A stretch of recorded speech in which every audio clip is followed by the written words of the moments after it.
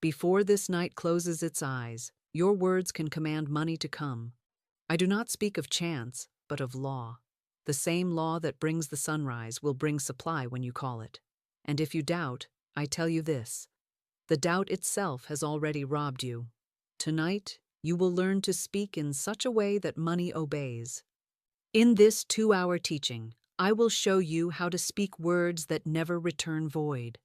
I will unfold why most prayers are weak, why fear ruins the harvest, and why the simplest sentence can bring more money than years of toil.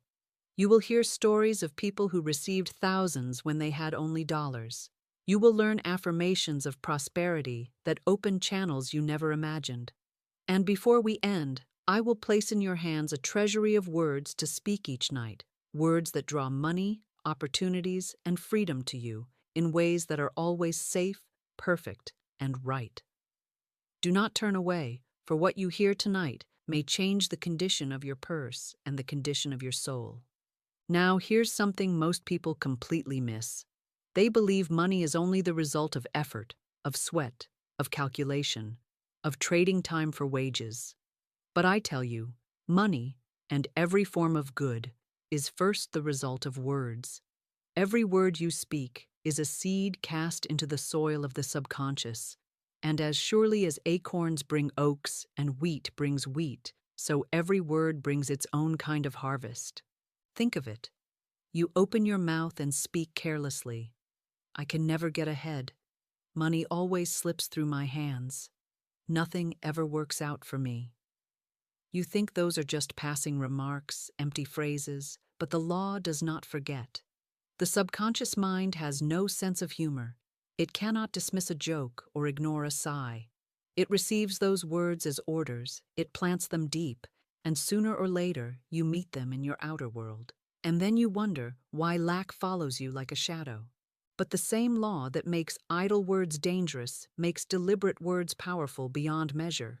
Jesus said, "By thy words thou shalt be justified, and by thy words thou shalt be condemned." Why? Because the word is seed, and seed must grow. Speak lack, and lack multiplies. Speak abundance, and abundance flows. Speak failure, and doors close. Speak victory, and the way opens.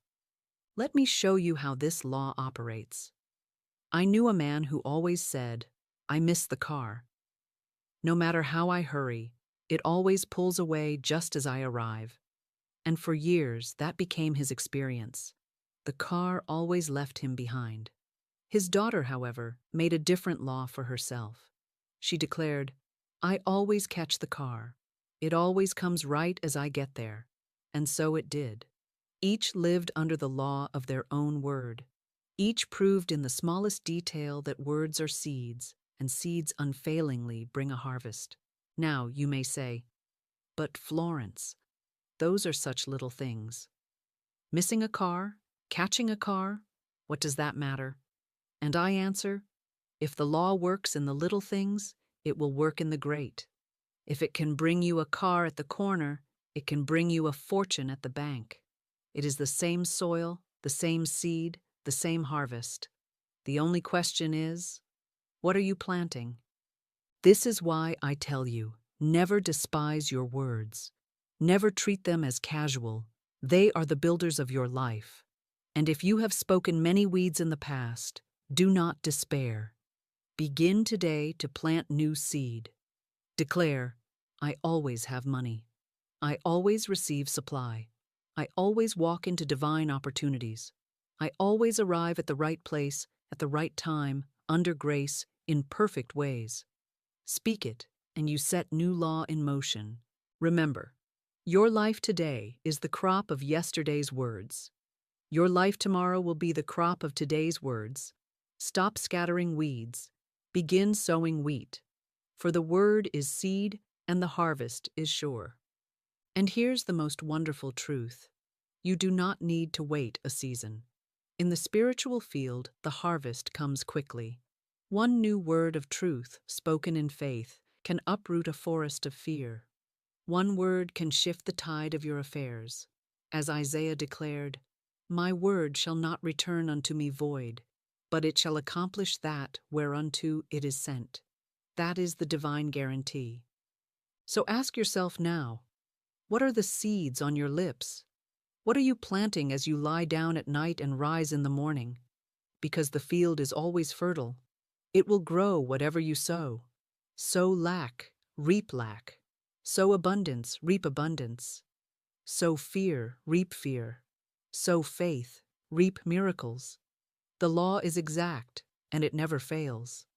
That is why I tell you, guard your words as carefully as you would guard a treasure chest.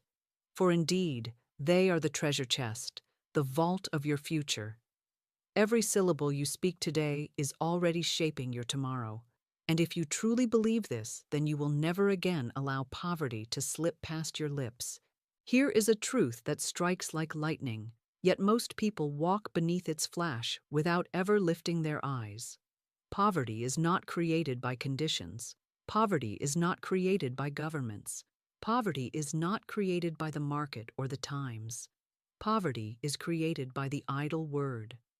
You may think your little jokes are harmless, your sighs insignificant, your careless phrases unimportant, but the law never slumbers, and the subconscious never sleeps. It records every syllable, every vibration, every seed cast from your lips, and it brings it forth, whether you like it or not, whether you meant it or not. The soil does not say to the farmer, "Did you intend to sow weeds or wheat?" It only receives the seed and grows it.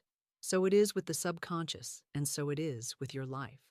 I knew a woman once who often exclaimed, when wearied by the responsibility of her home, "Oh, I'm sick and tired of this house. I wish I lived in a trunk." She said it over and over until it became her familiar phrase. She thought she was joking, thought she was lightening her burden with humor. But the subconscious has no sense of humor. It does not know a jest from a command. It only knows to obey, and so it obeyed. Years later, her fortune turned, her possessions were scattered, her home was gone, and she found herself living in one room with her belongings packed away in a trunk. She had spoken herself into a trunk, word by word, phrase by phrase, seed by seed. Do you see how dangerous the idle word can be? How it undermines, how it corrodes, how it silently plants a crop of thorns in the unseen? And yet, men and women go on speaking death into their own affairs. This job will be the death of me. Money doesn't grow on trees. With my luck, it will all fall apart. I can't afford this. I can't afford that. And as faithfully as spring follows winter, the harvest appears. It looks like chance. It looks like misfortune. It looks like bad luck. But it is only the invisible record of words now printed in the visible. I tell you plainly, never make a joke of poverty, never jest with illness, never play with lack. For the subconscious takes you at your word. It does not stop to argue. It does not laugh. It does not wink. It is the faithful servant, and it executes what is impressed upon it. That is why so many live in conditions they never truly desired, but which they idly commanded. And if you have done this, if you have spoken carelessly, do not despair, for the same tongue that planted weeds can plant wheat. The same lips that commanded lack can command abundance. The same voice that condemned can now justify. How then do you turn the tide? You break the old records. You smash the old grooves. You lift up your voice and declare, "Every untrue word I have spoken returns to its native nothingness. Every idle seed I cast is uprooted, burned, and dissolved. I now make new and perfect records. I now plant words of wealth, words of health, words of love, words of freedom, and these shall grow quickly, under grace, in perfect ways." Do you see the power in that? You are not bound to yesterday's harvest. You can till the ground afresh. You can clear the field. You can speak a new crop into being. I remember another woman, one who possessed great wealth, who constantly joked that she was getting ready for the poorhouse. She laughed. She smiled. She thought it clever. But the law was listening. The subconscious was recording. And not many years later, she was indeed destitute, living in lack. Her abundance dissolved, her plenty vanished, because she had prepared for the poorhouse with her own tongue. How many people today are walking into the very poorhouse they mocked yesterday, never knowing they built its walls with their own words? Now you may be thinking, but Florence, I've already spoken such things. I've already made such careless remarks. Is it too late for me? No, my friend, it is never too late. The word that destroys is the same word that heals. Begin today to reverse it. Begin today to cancel every idle word. Begin today to bless, not curse. Begin today to praise, not complain. Begin today to declare abundance, not lack. You will see how swiftly the weeds wither when the new seeds are sown with conviction and faith. So I say again, words are never idle. Words are never casual. Words are never harmless. They are instruments of creation or destruction. They are seeds of harvest or famine. They are records that the subconscious spins out into form. And once you know this, once you see it clearly, you will guard your tongue as you would guard a treasure chest. You will keep watch over your lips as a king guards the key to his kingdom. For indeed, the tongue is the key. The tongue is the wand. The tongue is the hand that opens or closes the treasury of heaven. And if you have ears to hear, then let this moment mark the end of idle speech in your life. Let this be the hour you cease joking about lack, cease rehearsing failure, cease repeating fear. Let it be the hour you begin to speak only truth, only life, only prosperity. And when you do, the harvest will change, the field will brighten, and the very ground beneath your feet will yield abundance. Man's word is his wand. You hold in your mouth the very instrument of creation, the rod of authority, the scepter of dominion, yet most go through life wielding it like a child swinging a toy stick, never knowing they are striking themselves with every careless blow. I tell you, every word is charged with power, alive with vibration, wrapped in the substance of spirit, and when you release it, you are not speaking into air, you are engraving upon the invisible. You are stamping your decree upon the unseen, and the unseen will crystallize into the seen with exactness and with certainty. There is no separation between your word and your world. Your word is your world. I remember a woman who came to me with just $2 in her purse. She was weary, disheartened, and ready to give in to despair. To her, it seemed that life had failed, that supply had dried up, that the door was shut. But I said to her, "We will bless the $2, and we will call it your magic purse. This purse can never be depleted. It is filled with the substance of spirit. And as money goes out, money comes in, under grace, in perfect ways. I see it now, crammed, jammed, bulging with money, yellow bills, green bills, pink checks, gold and silver, flowing in and flowing out in endless circulation. And I held that vision for her, and I spoke those words over her purse, and she caught the spirit of it. She felt her bag heavy with supply. She dared to believe, and within a short time she received $6,000 as a gift. Do you see? She had not changed her toil. She had not labored for months. She had not schemed or struggled. She had only changed her word. She had waved her wand, and the invisible rushed to obey. This is the mystery and the majesty of the spoken word. It is not empty talk, it is creative decree.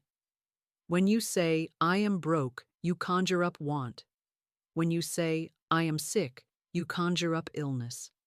When you say, "I am unlucky," you conjure up defeat.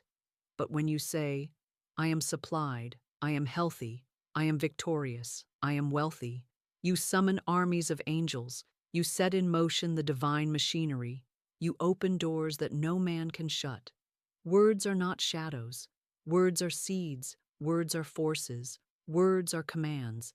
And if you could only hear with the inner ear, you would hear the echo of your own voice shaping the walls of your life.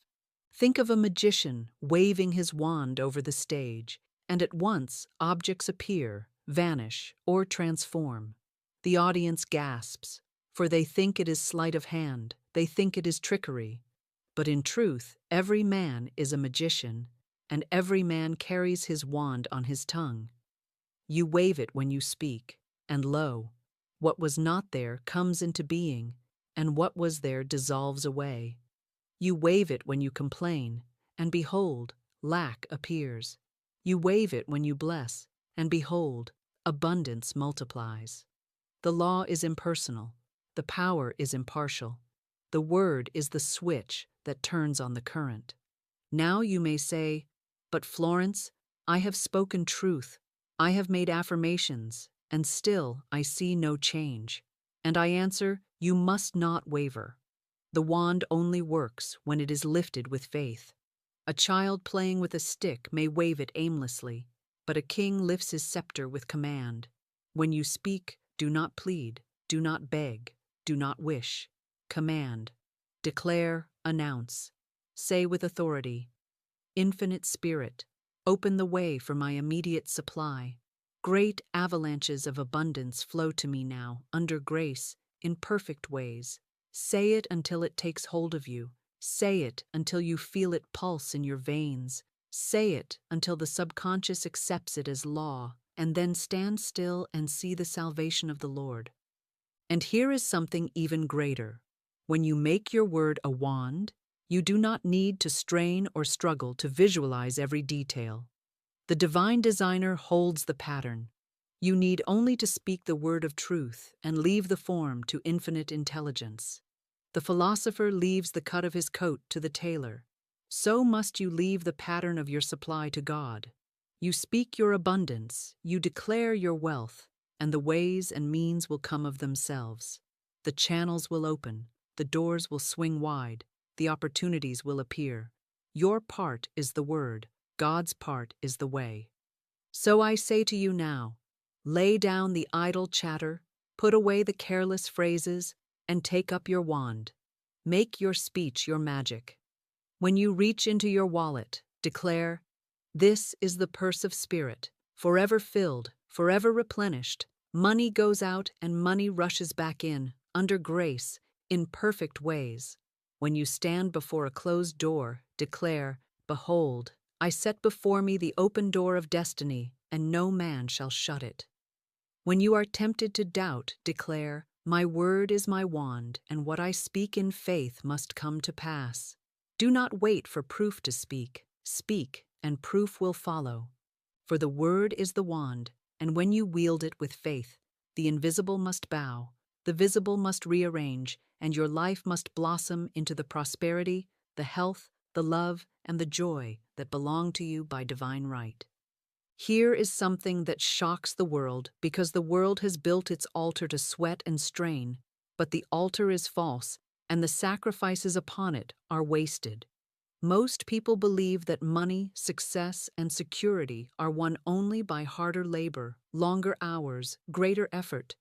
They rise before dawn.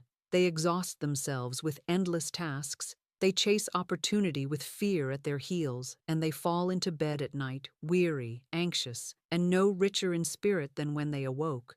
They bow to toil as though toil were a god. But I tell you, toil is an idol.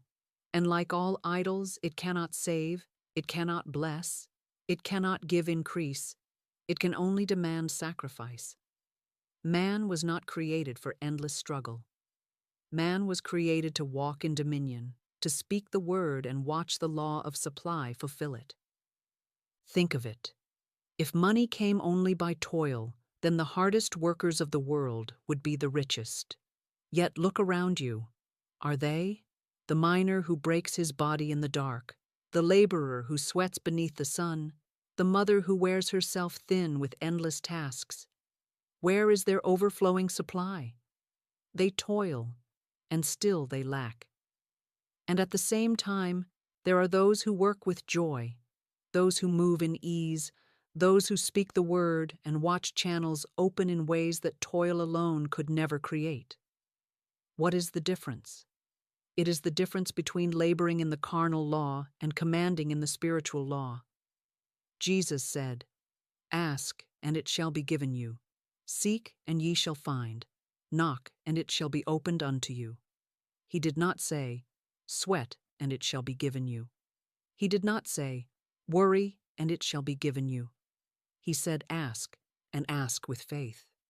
When you live by toil alone, you set up a law of exhaustion.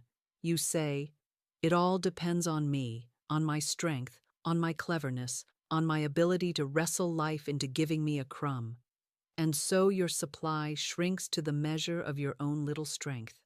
But when you live by the spoken word, you shift the burden onto infinite intelligence. You say, God is my supply. The Lord is my shepherd. I shall not want, and the law rushes to obey. Doors swing open that no effort could have pried loose. Opportunities appear that no amount of pushing and striving could have created. The channel is not in your sweat. The channel is in your word. I once saw a man who came to me desperate, working day and night, yet sinking deeper in debt. He said, if I can just work harder, perhaps I can turn the tide. But the tide did not turn, for he was rowing against the current of truth. I told him plainly, stop trying to do with your muscles what must be done with your mouth. Speak the word, declare your supply, act as though God has already provided, and rest in faith. It is not more work you need, it is more word. He obeyed, reluctantly at first, for the world had taught him to trust only in labor. But he began to speak, God is my unfailing supply. I am an irresistible magnet for all that belongs to me by divine right. And within weeks, channels opened, money came through unexpected avenues, and debts that had weighed him like stones melted away. The difference was not in the effort, but in the law he invoked. Now hear me. I do not condemn work. Work with joy, work with inspiration, work as an outlet for your gifts, and it will prosper you. But never believe that toil alone, work alone, strain alone can be your savior. Work is the servant, not the master. The master is the word. To live by toil is to live in Egypt, making bricks without straw. To live by the word is to walk in Canaan, where milk and honey flow. You must choose where you dwell. And perhaps you say, but Florence, the bills are real, the needs are pressing. I cannot sit idle and wait for heaven to rain money. No, you do not sit idle. You act as you are led, but you first speak the word. You first align with law. You first command supply. Then your actions are guided, your steps are ordered, your labor is multiplied, and the smallest effort brings a great harvest. Without the word, your work is a desert. With the word, your work is a garden. That is the futility of toil without truth, and that is the miracle of truth without toil. So I say to you, do not worship at the altar of sweat. Lay your burdens on the altar of faith. Do not believe the lie that the harder you work, the richer you will be. Believe instead the truth that the clearer you speak, the faster your good arrives. For life is not meant to be an endless climb uphill with a load upon your back. Life is meant to be the unfolding of divine design, where doors open at a word, where rivers part at a command, where manna falls from heaven at your decree. And the one who knows this law will prosper more with a whisper of faith than another will with years of toil. Now I must show you the shadow twin of faith, for unless you see its disguise, you will not know how many times you have bowed before it. That shadow is fear, and hear me. Fear is not nothing. Fear is not absence. Fear is not an empty void. Fear is inverted faith. It is the same creative power of belief, but turned upside down, planted in the soil of evil instead of good, watered with dread instead of expectation, and it brings forth its own harvest just as faithfully as faith brings forth abundance. Fear is faith in the wrong outcome. Fear is belief in lack instead of supply. Fear is confidence in failure instead of victory. And the law does not discriminate. It will grow whatever seed you plant, whether you call it faith or whether you call it fear. I once knew a man who begged me to speak the word for him that his debt might be cleared. I spoke it gladly and told him to see himself free, to imagine the debt paid, to hold to that vision, and act as though the supply was already at hand. But instead of walking in faith, he spent his days rehearsing what he would say to his creditor when he failed to pay, planning the excuses he would make, imagining the arguments he would face. He was preparing for failure even as he asked for success. He was exercising fear instead of faith. And the result was as sure as if he had asked me to curse him. For the subconscious does not say, "Oh, this is only worry, it does not count." No, it receives the picture, it takes it as an order, and it brings it forth in form. How many people today are living in the harvest of their own inverted faith? They fear sickness, and the sickness comes. They fear loss, and loss comes. They fear rejection, and rejection comes. They fear poverty, and poverty comes. And then they cry out, "Why did this happen to me? Why has God forsaken me?" But God has not forsaken them. They have forsaken the law of truth and bent the same creative power into the service of their own destruction. Faith and fear are the same stream. One flows toward the light, the other toward the darkness. You choose the direction, but the current always obeys. That is why Jesus said, "Why are ye fearful, O ye of little faith?" He did not say they had no faith at all. He said their faith was little, weak, bent toward fear instead of truth. Fear is simply faith in evil. Fear is misplaced confidence. Fear is imagination turned against itself. And until you see fear for what it is, you will continue to allow it to occupy your heart as though it were natural, as though it were human, as though it were harmless. But fear is not harmless. Fear is the great enemy of supply. Fear is the thief that climbs in at the window while you sleep. Fear is the poison that turns every good seed into a bitter fruit. So what is the remedy? The remedy is substitution. Whenever fear rises, do not argue with it, do not wrestle with it, do not analyze it. Speak truth in its place. Substitute faith for fear, word for worry, affirmation for dread. If fear says, "You will not be able to pay this bill," you answer at once, "God is my unfailing supply. This bill is paid in full, under grace, in perfect ways." If fear says, "This sickness will destroy you," you answer, "Divine life now floods my body, and every cell is radiant with health." If fear says, "Your efforts will fail," you answer, "I am victorious through Christ. What is mine by divine right now comes to me with speed and certainty." Speak the word, and fear will dissolve like mist in the sun. And let me give you this revelation. Fear always comes before a demonstration. It is the army of the aliens that rises up before the dawn, the testing of the old beliefs that clamor before the new birth.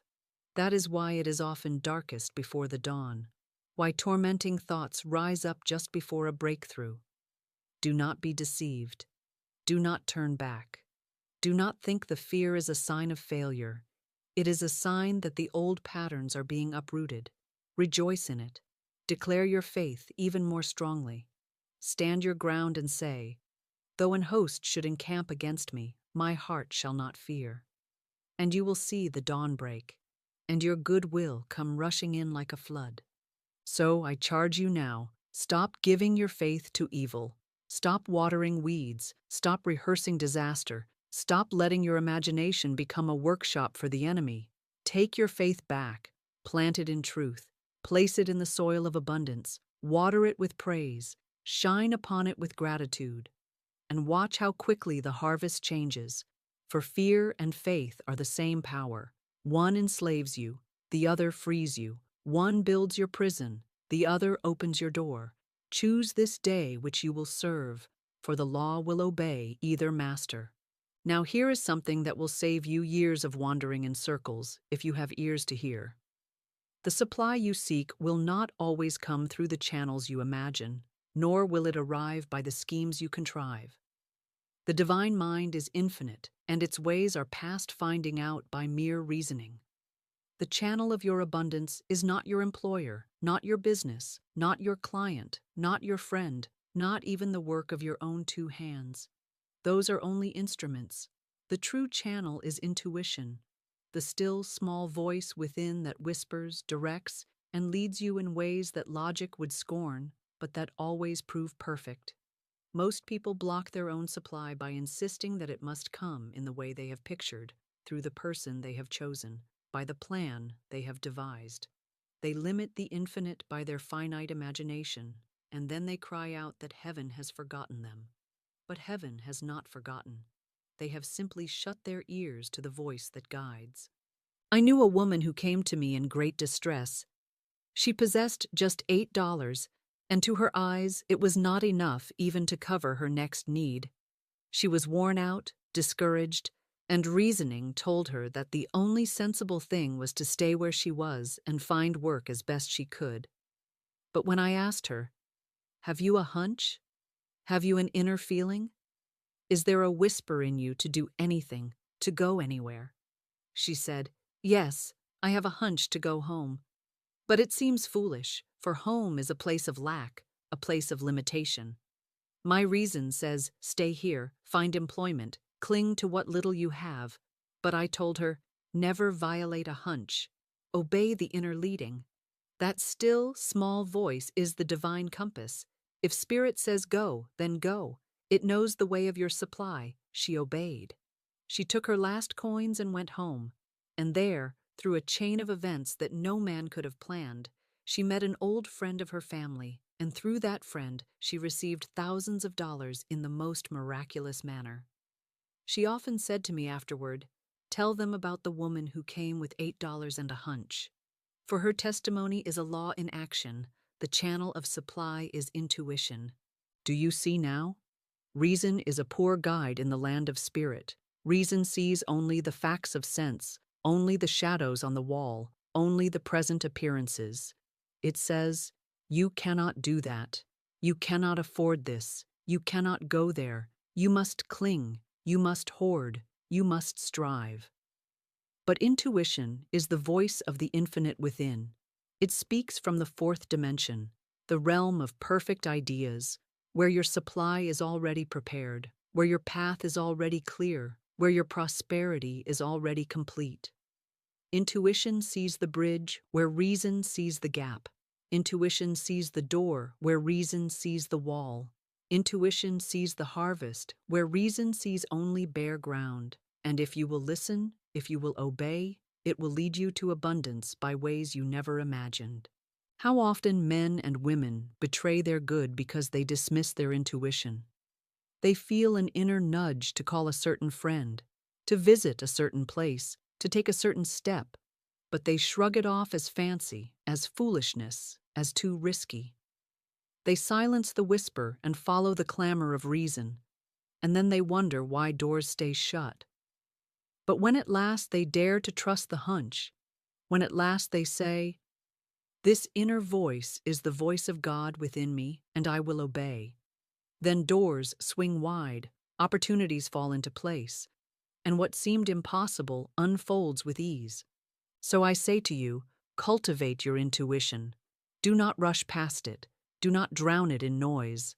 Each night, before you sleep, declare, "I am divinely sensitive to my intuitive leads. I hear clearly. I see clearly. I obey instantly." And in the morning, expect direction. Expect guidance. Expect the still, small voice to go before you. It will not always thunder. It will not always shout, but it will impress you, nudge you, give you the quiet certainty that says, "This is the way, walk ye in it." And when you follow, you will never miss the mark. Let this be plain. Your abundance is already prepared. It is not waiting to be created. It is waiting for you to walk into it. But the path is not mapped by logic. The path is traced by intuition. That is why you must trust the hunch, even when reason calls it foolish. That is why you must follow the whisper, even when appearances look barren. For the whisper comes from infinite intelligence, and infinite intelligence cannot fail. And so I charge you now, cease leaning on your own understanding. Lean instead on the divine within. Make intuition your guide, your partner, your daily counselor. Then you will find that your $8 multiplies into thousands, your closed doors swing wide, your hidden treasures come forth, and your supply flows like a river under grace in perfect ways. Now, here is a mystery that most men and women pass by without a thought, yet it is the hinge upon which their entire fortune swings. The words you speak and the thoughts you hold in the stillness before sleep are the seeds of tomorrow's harvest. The subconscious mind is like a fertile garden that never slumbers, and whatever is dropped into it at the closing of the day will sprout with power in the hours when you are unaware. All day long, you may scatter careless words and idle fears and see little immediate result. But when you lie down and pass through the twilight into slumber, the gates of the subconscious open wide, and the watchman at the gate grows drowsy, and every word slips through to be planted as law. That is why I tell my students, do not let the sun go down upon your fears, for the last thought of the night becomes the first fruit of the morning. The scriptures say, He giveth His beloved sleep.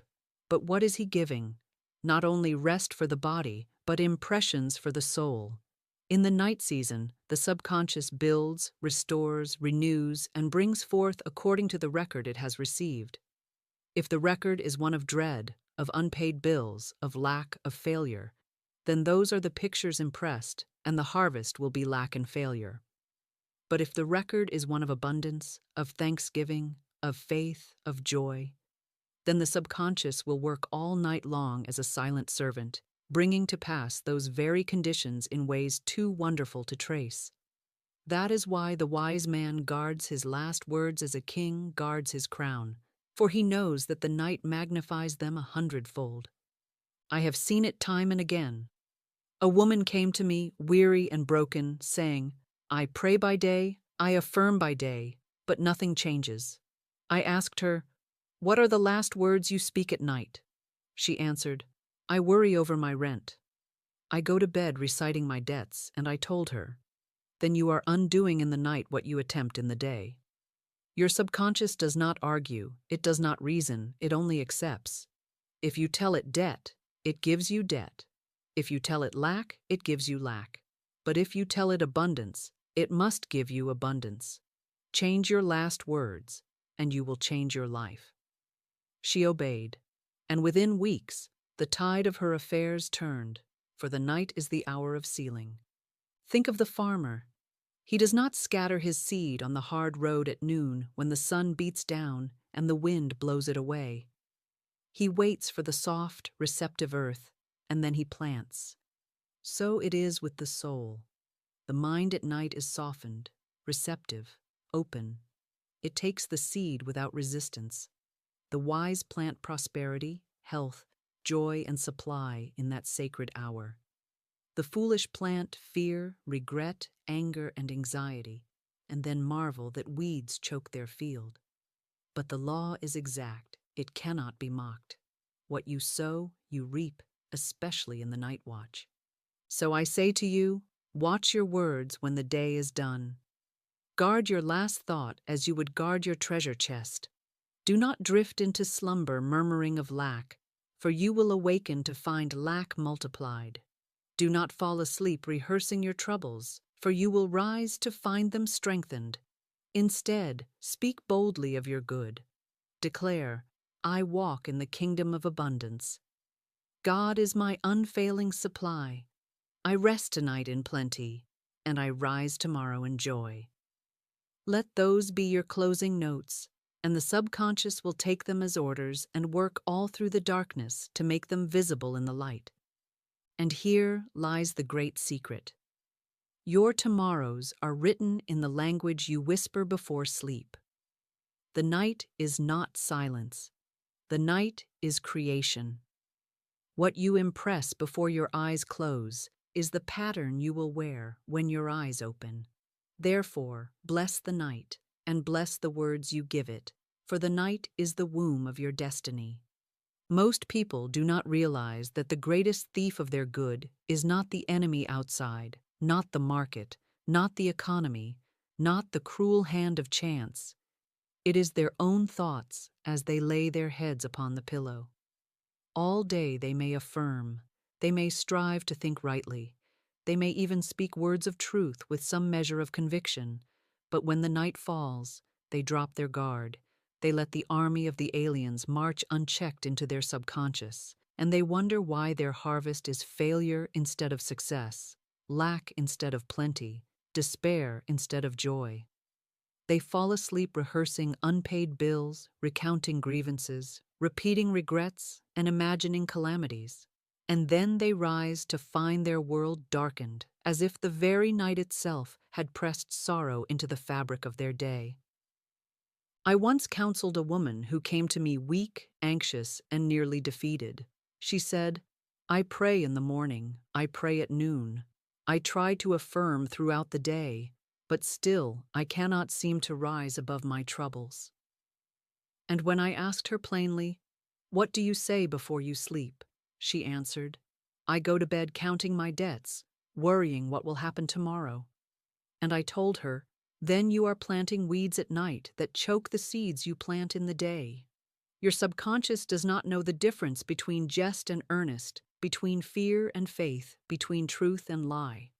It only accepts what it is told, and in the night season, it magnifies it. That is why, though you affirm by day, your worry by night is undoing your work. You are writing one story in the daylight and erasing it with the darkness. Understand this clearly. The subconscious is like the soil. Whatever is planted last will press deepest. If you go to sleep with fear, fear will take root. If you fall asleep rehearsing lack, lack will grow.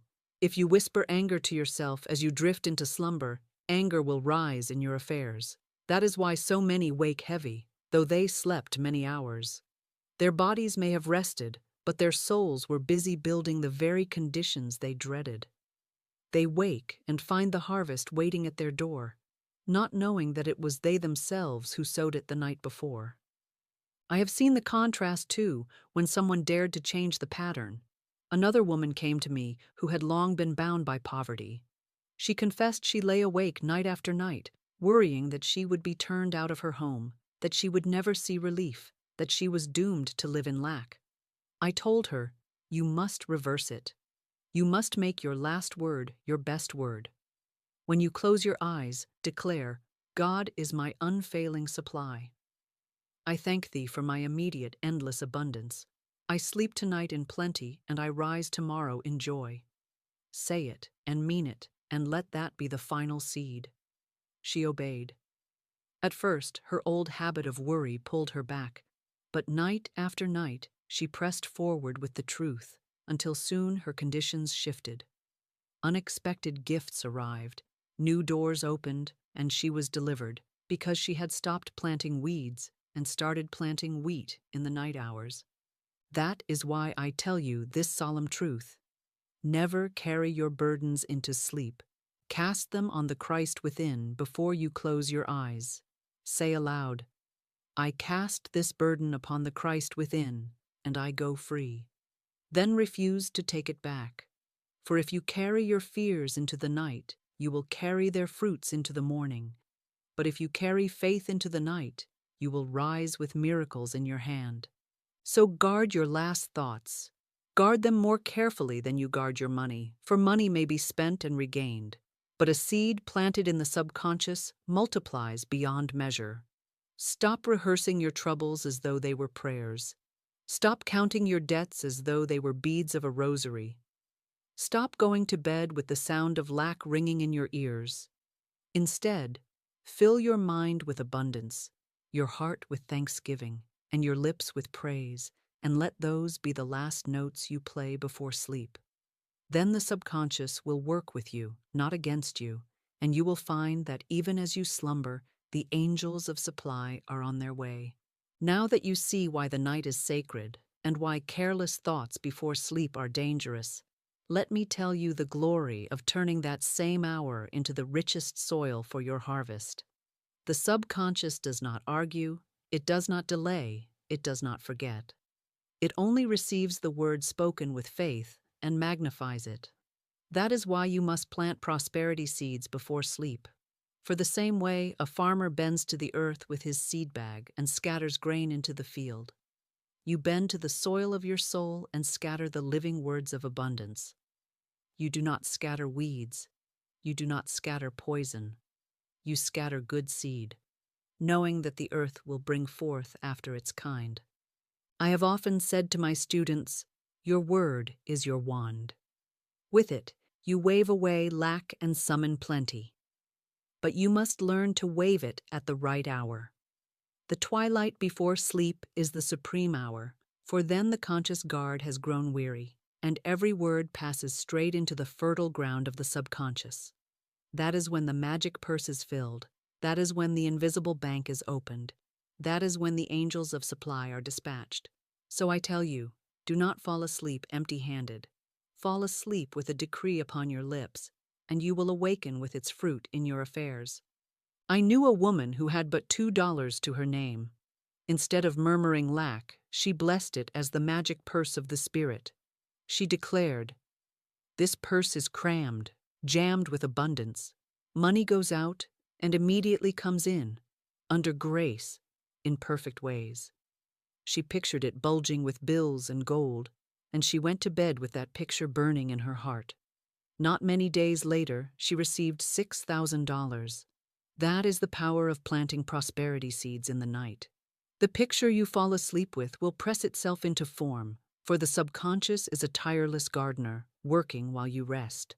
So tonight, when you lay your head down, do not whisper of debts, whisper of dividends. Do not count bills, count blessings. Do not imagine doors shut, imagine gates lifted. Say aloud, I have a magical work in a magical way. I give magical service for magical pay. Say, God is my unfailing supply, and large sums of money come to me quickly, under grace, in perfect ways. Say, I thank thee for my immediate and endless abundance. I sleep in plenty, I rise in joy. Let those be the seeds you scatter, and the harvest will amaze you. Understand this. Prosperity planted in the night does not always spring up in the same field where you planted it. The infinite chooses the channel. You may affirm at midnight, and the answer may come through a business offer, through a forgotten debt repaid, through a gift, through a sale, through a door you never thought to knock upon. But come it must, for the law never sleeps, and the seed never dies. Do not try to dictate the method. Simply plant and leave the harvest to the infinite gardener. So let me charge you. Every night, before you close your eyes, sow only the words you desire to reap. Do not allow fear, or doubt, or complaint to be the last guest at your table. Let abundance, joy, and thanksgiving be your companions as you enter sleep. For the field of night is fertile, and the harvest is sure. Sow lack and reap lack. Sow plenty and reap plenty. Sow with fear, and you will rise with dread. Sow with faith, and you will rise with miracles in your hand. There are moments when the shadow presses so close, when the summons of the world appears so final, that men and women tremble and say, "It is too late. There is no way, I am undone." Yet I declare to you that with God there is no lateness, no failure, no impossibility, for the Spirit is never too late, and supply is always present in the invisible, awaiting the call of faith. I recall a woman who came to me in deep despair, her face pale, her hands trembling, for she was to be sued within days for $3,000. She had no idea from where it might come, no family to call upon, no friends of wealth to rescue her, no plan, no provision. She stood at the edge of disaster, yet I told her calmly, God is your supply, and there is always a supply for every demand.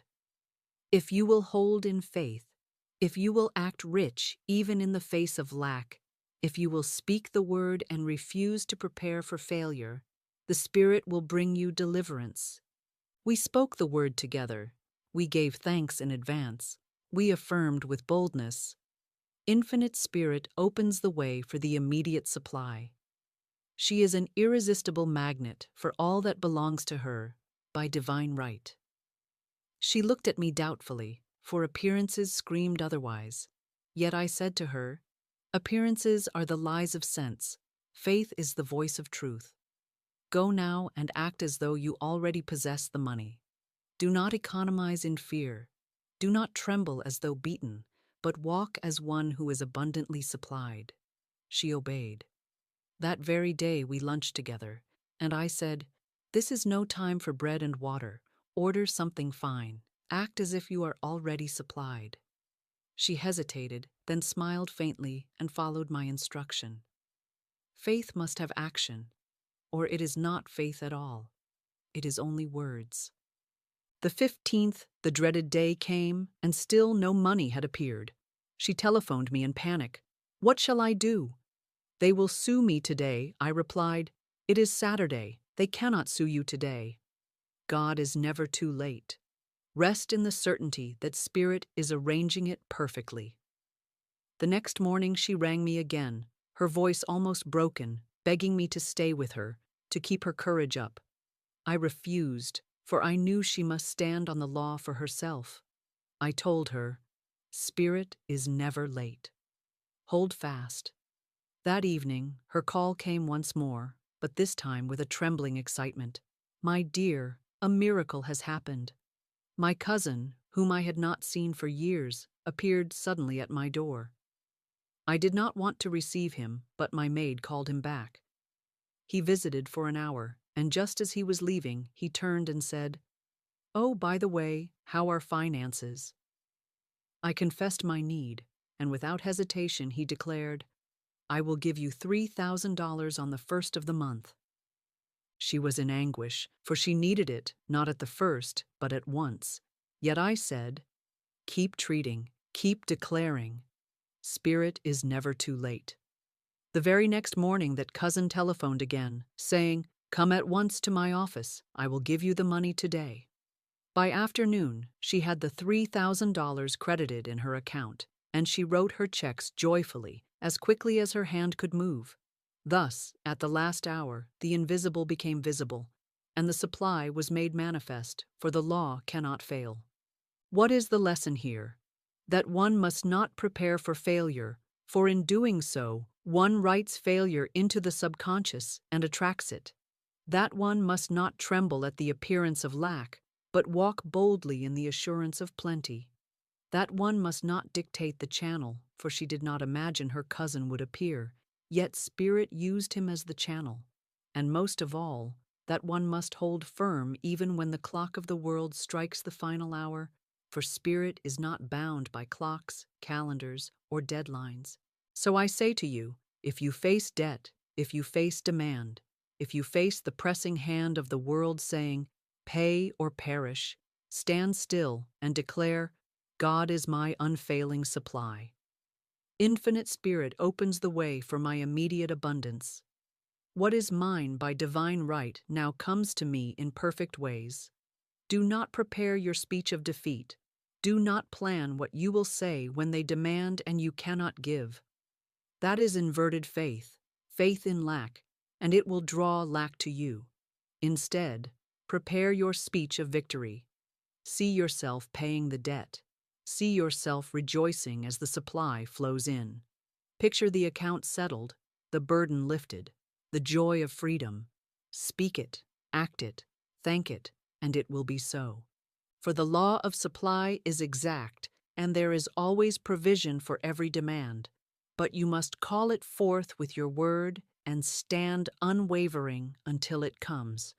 The woman who feared she was ruined became the woman delivered in triumph because she dared to speak the word and hold to it in the face of appearances. Let her story be your proof. God is never late, and your supply will meet you when you stand fast in truth. There is a story I love to tell because it paints so vividly the truth that your word is your wand, and that the imagination you clothe with words becomes flesh before your eyes. A woman came to me once with only $2 in her purse. She was discouraged. She was afraid. She was certain that nothing could come of such a small sum. To her, those $2 looked like a symbol of her defeat, but I would not see lack for her. I said, We shall bless these $2. We shall call this your magic purse. This purse belongs to the Spirit, and it can never be depleted. As money goes out, money immediately comes in, under grace and in perfect ways. This purse is always crammed and jammed with money. It is filled with yellow bills and green bills, pink checks and blue checks, gold and silver, currency of every kind. It is bulging with abundance. See it now. Feel it now. At first, she smiled faintly, as though it were a child's fancy. But as I spoke, the picture came alive. She saw it in her mind's eye, her little bag heavy with money, almost bursting at the seams. She felt it, she believed it, and suddenly she was so filled with faith that she gave me one of her $2 as a love offering. I received it, for I dared not deny her faith by seeing lack for her. Not many days afterward, she was given a gift of $6,000. The two had multiplied into thousands because she dared to bless what she had and to speak the word of plenty over it. Do you see what happened? She changed the record. She refused to let the $2 stand as a record of lack, and instead, she rewrote the story with her word. The subconscious does not know arithmetic. It does not know the difference between $2 and 2 million. It only knows the picture impressed upon it by word and by faith. She declared her purse was crammed and jammed, and the subconscious rushed to fulfill that picture. This is the law. This is the reason why I tell you. Never say your purse is empty. Never say your wallet is thin. Never say your bag is light. Always declare that it is full, overflowing, crammed with supply. For words paint pictures, and pictures become conditions. Now, you may say, "But Florence, I have only a few coins in my purse. How can I honestly say it is full?" And I answer, you are not commanded to report appearances, you are commanded to declare truth. Truth is that your supply is infinite, immediate, and inexhaustible. When you speak the word, you align yourself with truth, and appearances must change to match. That is why Jesus said, "Judge not according to appearances, but judge righteous judgment." If you judge by what your eyes see, you will speak lack and reap lack. But if you judge by truth, you will speak plenty and reap plenty. I knew another woman who adopted this affirmation of the magic purse. She declared daily, "This purse of mine is the purse of spirit. It can never be depleted. Money goes out, and money comes in, under grace, in perfect ways. It is always crammed, jammed, bulging with money." She carried this consciousness with her wherever she went. Soon her business flourished, unexpected channels opened, and she found her purse continually replenished. She said to me, "I no longer fear money going out, for I know it rushes back in greater measure." That is the power of the affirmation, for it changes fear into faith, and fear into faith is always the key that unlocks supply. So I say to you now, take your purse, take your wallet, take whatever you carry, and bless it. Say aloud, "This purse of mine is a magic purse. It can never be depleted. It is always crammed and jammed with money. Money goes out and money flows back in, under grace, in perfect ways." Say it daily, say it faithfully. Say it until the picture burns in your mind and the feeling floods your soul. Do not wait for the purse to be full to say it. Say it, and it will be full. For the law is that what you see inwardly will manifest outwardly. And remember this, the purse is only a symbol. What you are really filling is your consciousness. What you are really declaring is that your supply is endless, for it comes not from a paycheck, not from a client, not from a business, but from the infinite source itself. Your purse may be the channel, but spirit is the supply. And when you align your word with spirit, every purse, every wallet, every account you touch will overflow. So do not despise the day of small things. Do not mock the $2. Do not curse the empty purse. Bless it, speak over it, fill it with the word of plenty, and watch how quickly it multiplies into thousands. For the purse of spirit can never be depleted, and your word, when spoken with faith, will always prove it. There was once a young woman who read my book and dared to believe its message, though she had nothing in her hand to prove it. She was employed at a small salary, her days filled with dull routine, her purse always light, her prospects dim. Yet, as she read the words, "I have a magical work in a magical way. I give magical service for magical pay," something leapt in her spirit. It was a hunch, a flash, an intuition that she should open a tea room and candy shop. To her reasoning mind, it seemed impossible. She had no capital, no experience, no backing. But the idea persisted, as true ideas always do, until at last she said, "If Spirit has given the plan, then Spirit will open the way." She boldly procured a shop, gathered a few assistants, and spoke the word for supply. Supply came. It came in miraculous ways. Customers appeared, the shelves were filled, and from the very first day, the place was alive with people. The tea room was crammed and jammed, to use her own words. They stood in line waiting for tables, and her assistants could hardly keep pace. Her relatives shook their heads, her friends doubted, but she kept her eye single, declaring each day, "God is my supply, and every day is a good day." She refused to bow to appearances, and appearances bowed to her.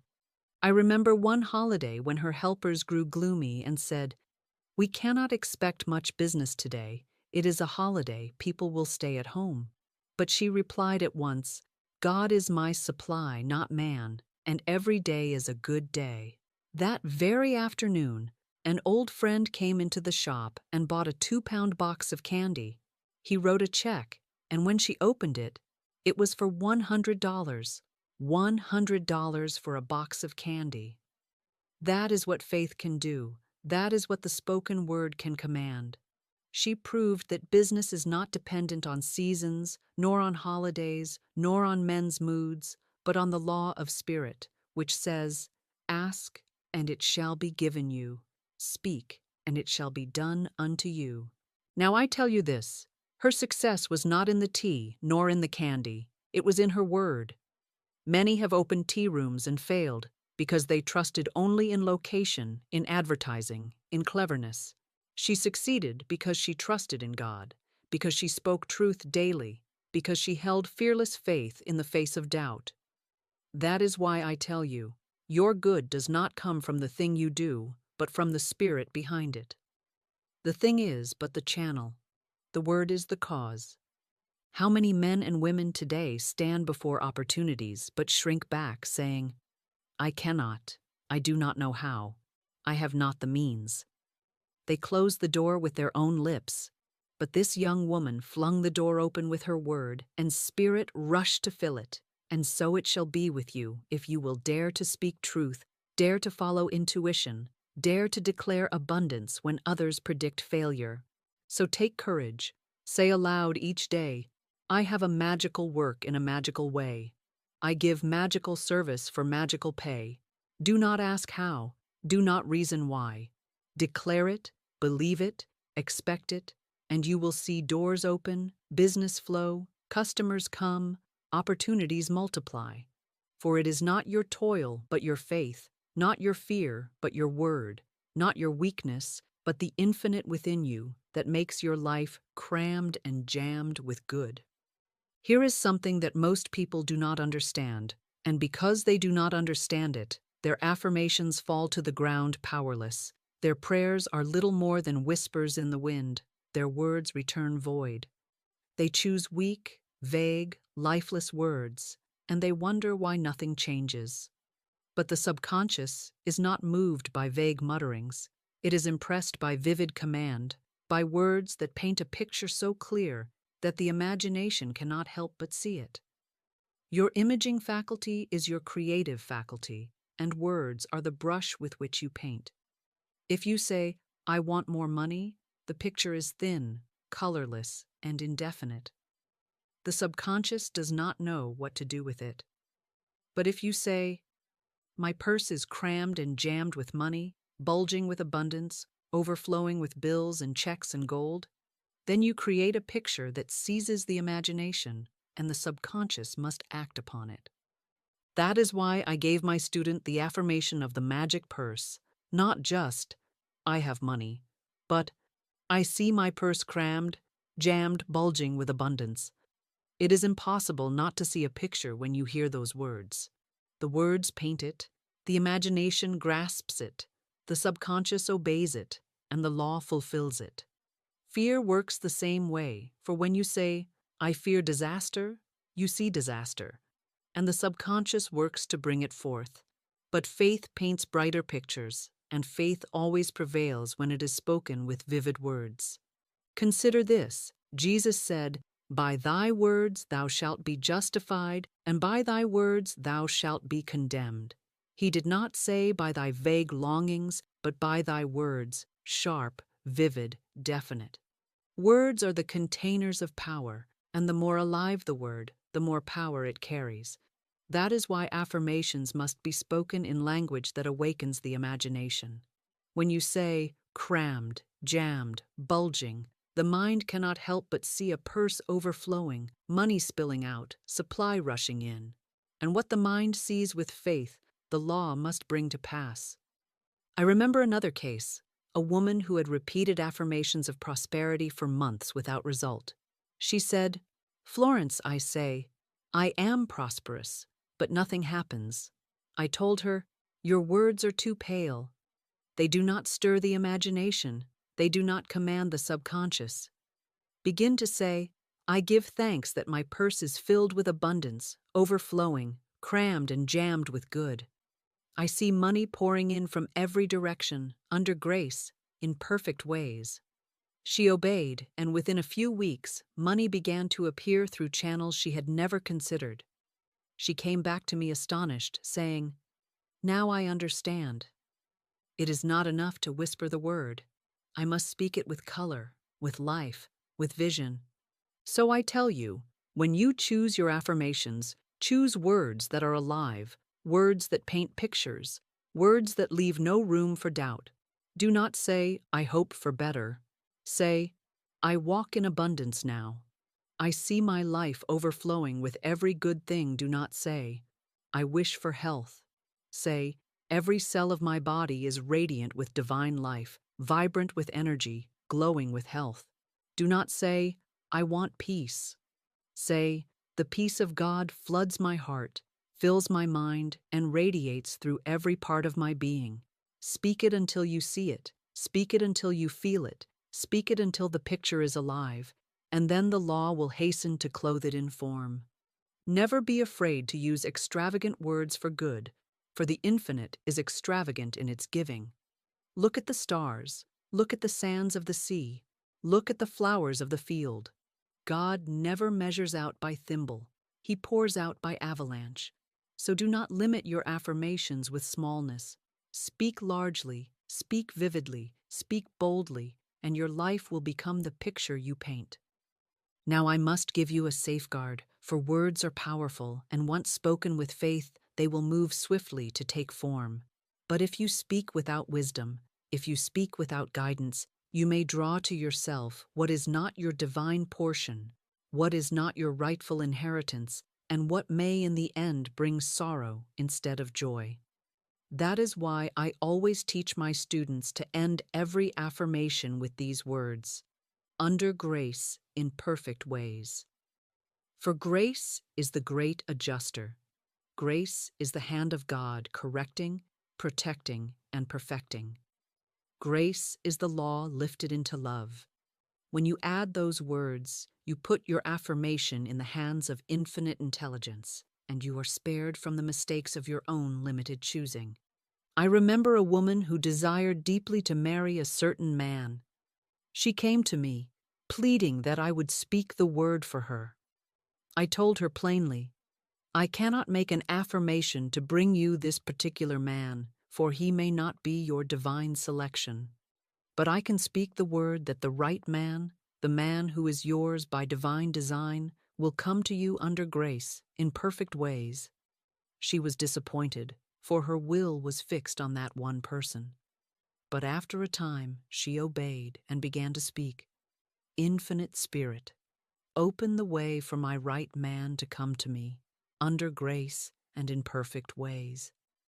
Before long, a man came into her life, one far better suited, one who was her true mate, and she was unspeakably grateful that she had not forced her own choice upon the law. For had she fastened herself to the wrong one, her life would have been filled with misery. Grace saved her. This is why I tell you, do not dictate to God. Do not tell infinite intelligence how your good shall come, through whom, by what channel, in what manner. For your sight is narrow, but God's sight is infinite. You may think a particular door is the only one, but God has 1,000 doors hidden in the wall. You may think one man or woman is the source of your supply, but God has countless channels waiting in readiness. If you command without grace, you may indeed force open the door you have chosen, but it may slam shut upon your hand. If you declare with grace, then only that which belongs to you by divine right will come, and it will come without struggle, without sorrow, without stain. Think of it this way. The child may cry for a knife, but the mother, in her wisdom, gives him bread. If the mother obeyed the child's words without grace, she would give him the knife, and it would wound him. But in love, she gives him what is safe, what nourishes, what blesses. So it is with grace. You may cry for what is not yours. You may demand what would harm you. But when you add under grace in perfect ways, you give God the freedom to turn aside what is harmful and to pour out what is good. And when it will come without regret, without shadow, without sting. So never leave those words out. When you speak for money, say, large sums of money come to me quickly, under grace, in perfect ways. When you speak for success, say, my perfect work now comes to me, under grace, in perfect ways. When you speak for love, say, my right relationship now appears, under grace, in perfect ways. When you speak for health, say, divine life floods my body now, under grace, in perfect ways. For grace is the wall of fire around you, the sword that turns every curse into blessing, the shield that ensures that only what is rightfully yours can enter. Therefore, never fear to speak largely, never fear to speak boldly, never fear to declare abundance. Only be sure to place your word within the custody of grace. Then you may rest secure, knowing that no harm can come, no wrong door can open, no false gift can be received. You will walk in safety, you will receive your good unmarred, and you will rejoice that every word you spoke has been perfected by the hand of God.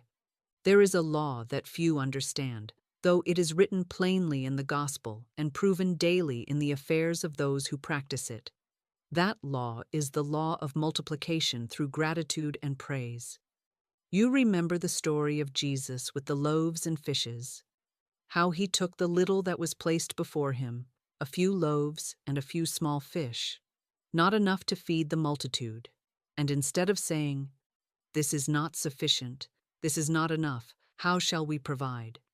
He lifted them up, gave thanks, and blessed them. And the record says that the loaves and fishes multiplied until thousands were fed, and fragments remained. He did not curse the smallness, he blessed the portion. He did not complain of the lack, he gave thanks for the abundance. In blessing, the little became much. In thanksgiving, the insufficient became more than sufficient. In praise, lack was transmuted into overflow. This is the law, and it never fails. Whatever you bless increases. Whatever you praise expands. Whatever you thank God for multiplies in your life. And the opposite is also true. Whatever you curse shrivels. Whatever you complain of decreases. Whatever you call not enough slips further away. That is why so many live in continual lack. They look at the purse and say, it is too small. They look at the table and say, it is meager. They look at the work and say, it is not enough. And so they condemn their own portion, and the portion withers in their hand. But if they would dare, even with a handful, to lift it up and say, I bless this. I thank thee that it multiplies. I give praise for this evidence of supply, knowing that more is rushing to me now, under grace, in perfect ways. Then that little would become much, and that handful would turn into a harvest. I recall a woman who came to me with only a small sum of money left, trembling that it could not last the week. I told her, do not curse it by calling it small. Bless it. Lay your hand upon it and declare, I thank God for this evidence of supply, and I see it multiplying under grace. She obeyed, though it seemed foolish to her reason. She blessed the little sum, praised God for it, and treated it as though it were a fortune. And soon, unexpected channels opened, new income came, and she saw with her own eyes the truth of the law. The little she blessed had multiplied. So I tell you, if you desire increase, begin not by crying out at the emptiness, but by praising God for the fullness. Begin not by cursing the day of small things, but by thanking God that the seed is already in your hand. Say, I thank thee that my supply is endless and immediate. I praise thee that my purse is filled and refilled. I bless the money that passes through my hands, knowing it returns multiplied. I rejoice that my barns are full and my cup runs over. Let thanksgiving be your habit. Let praise be your atmosphere. Let blessing be on your lips continually, and you will live in increase. And remember this, gratitude is not a mere sentiment. It is a spiritual force. It is the very magnet that draws more of what you thank God for.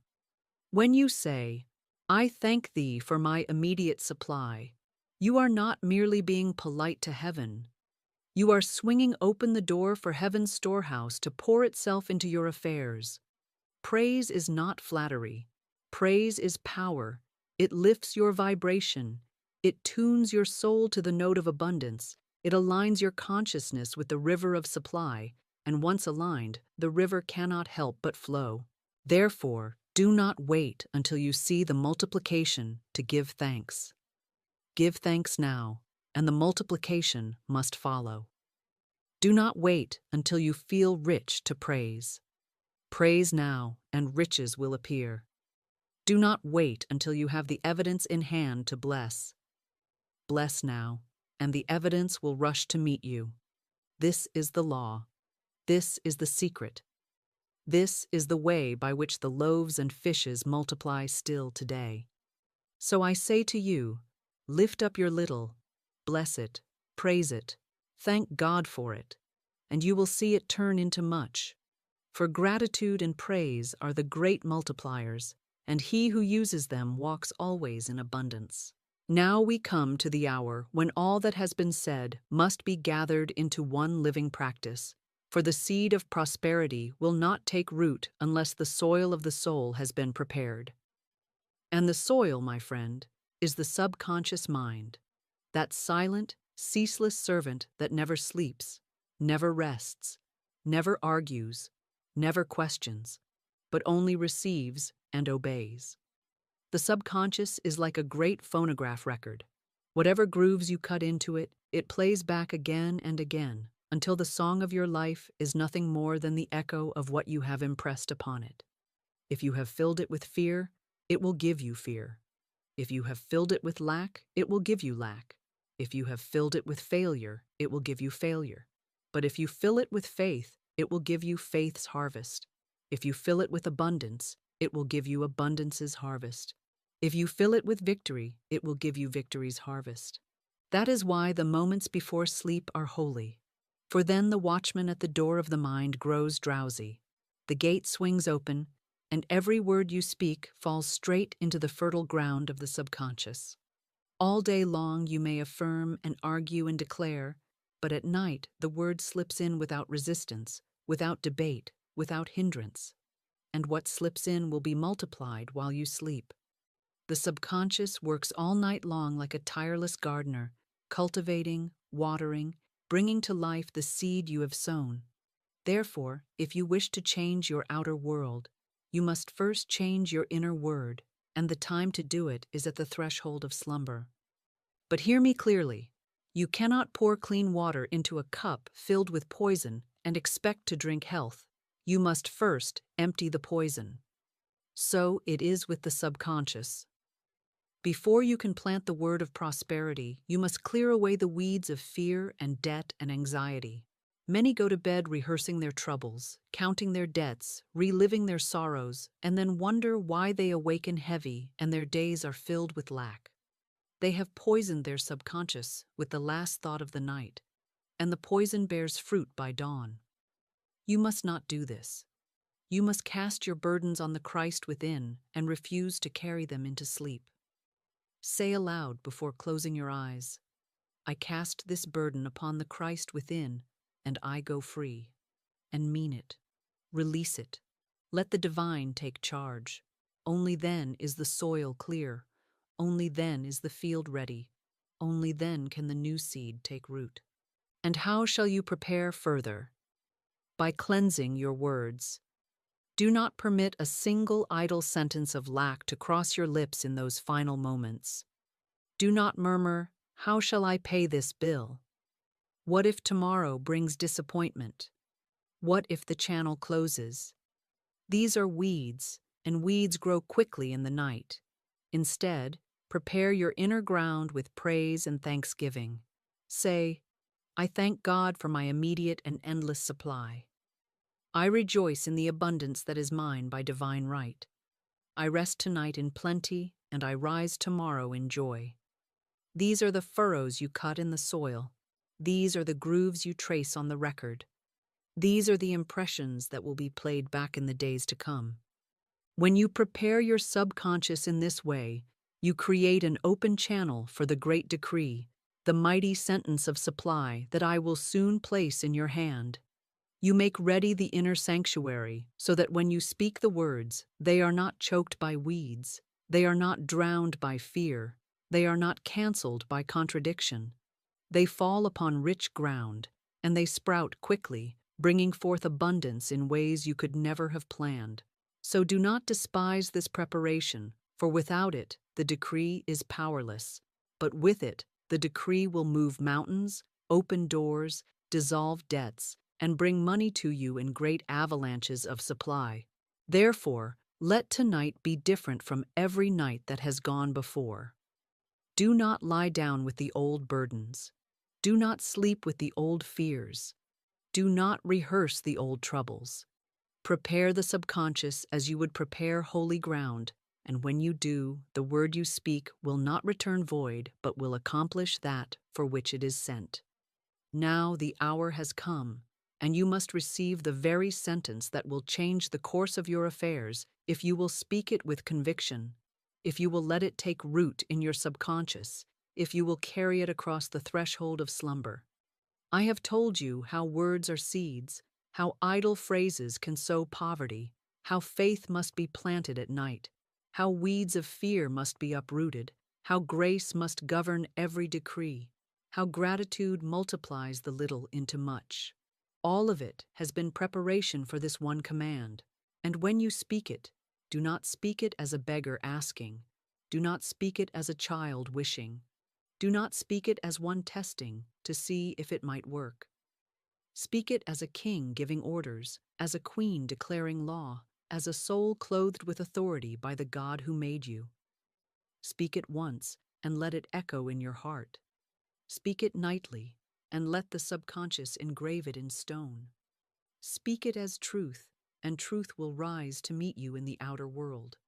The sentence is this: God is my unfailing supply, and great sums of money come to me quickly, under grace, in perfect ways.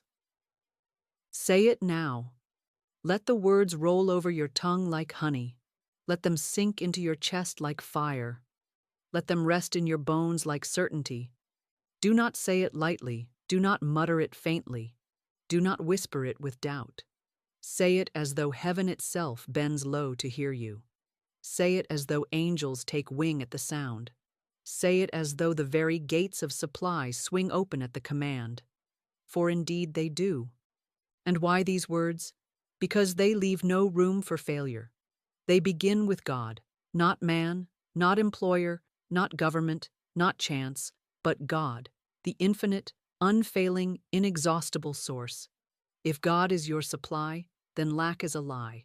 If God is your supply, then money must come, for God cannot fail. They affirm not only supply, but great sums, for you must never limit the infinite by small demands.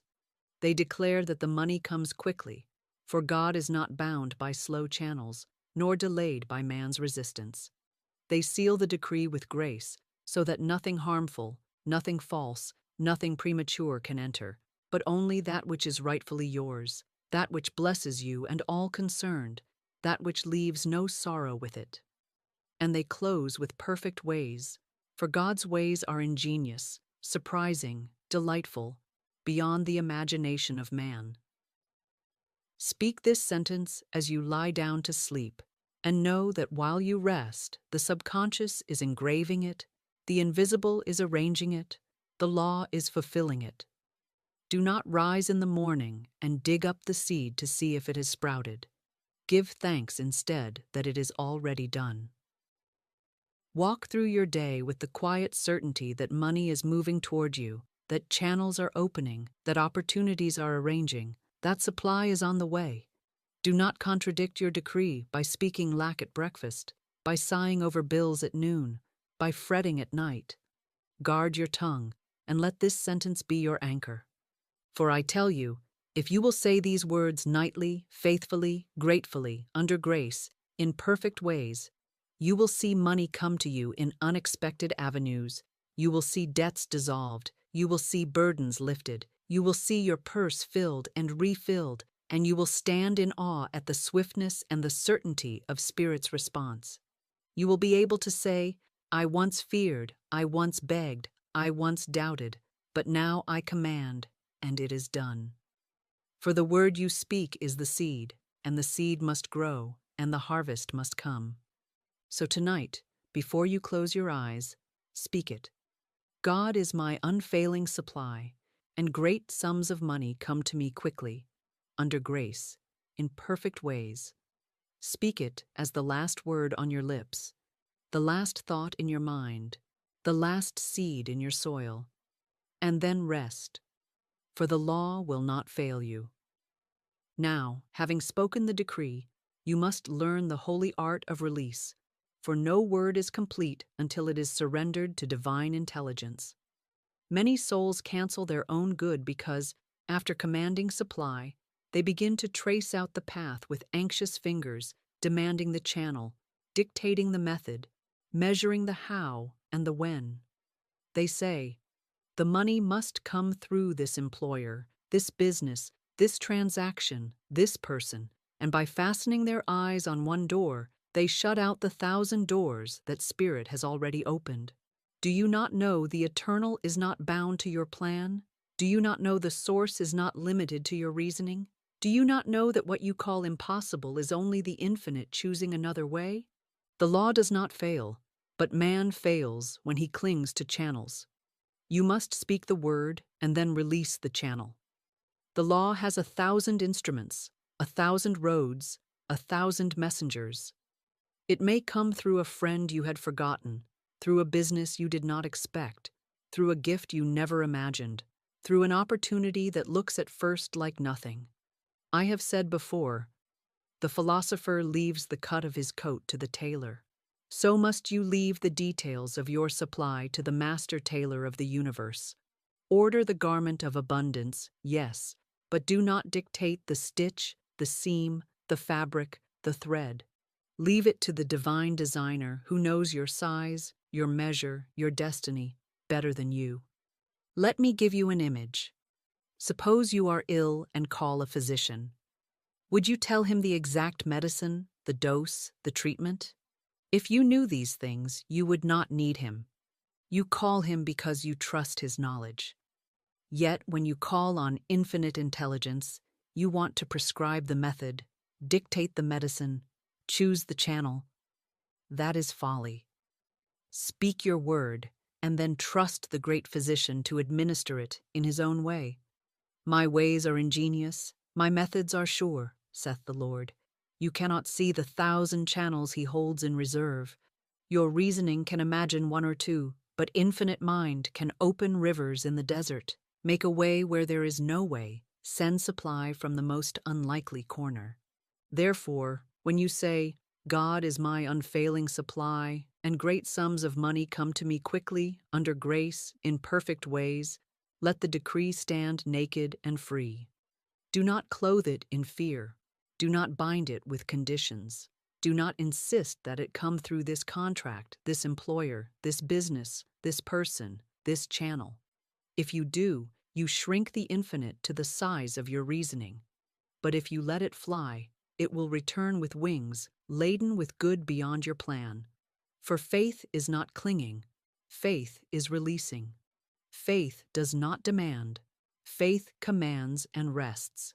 Faith does not watch the horizon in fear. Faith knows the ship has already sailed and will dock in perfect time.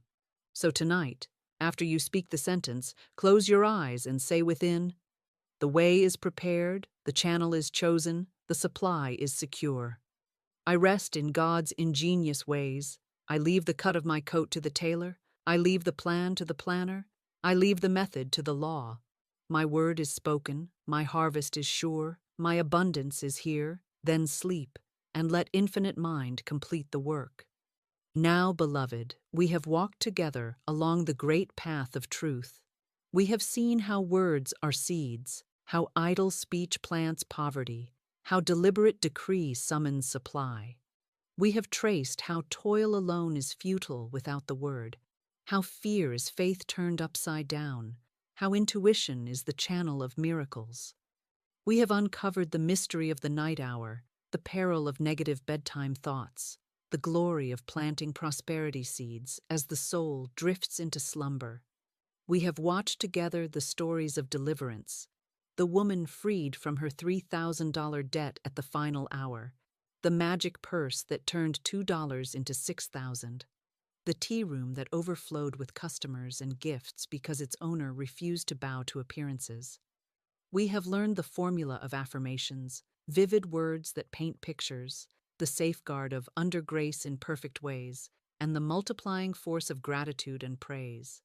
We have prepared the subconscious as holy ground, revealed the great sentence of supply, and then loosed it into the hands of infinite intelligence, refusing to dictate channels, trusting the ingenuity of God's ways.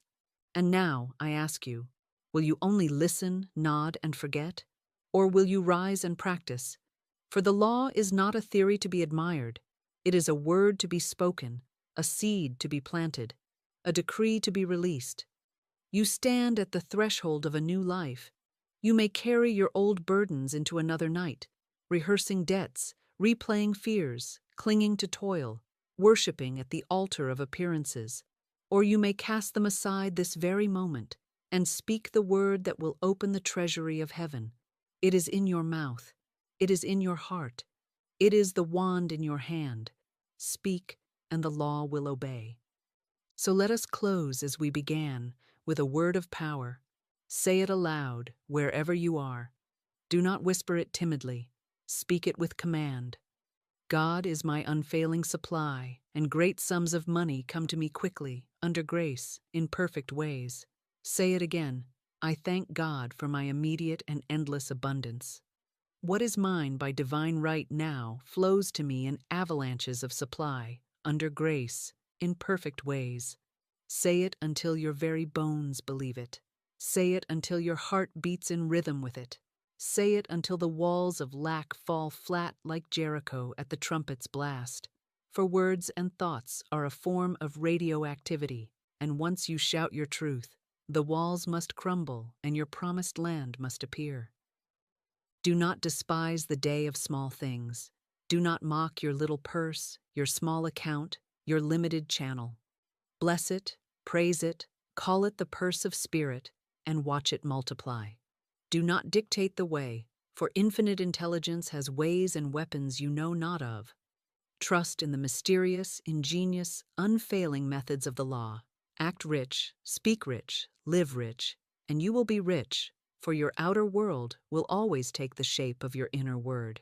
And when you lie down tonight, remember, your future is written by the sentence you speak before sleep. so speak boldly. Cast your burdens on the Christ within and go free. Sow seeds of plenty and rise to harvest. For the law of the word cannot fail, and the wealth of heaven is waiting to pour into your life.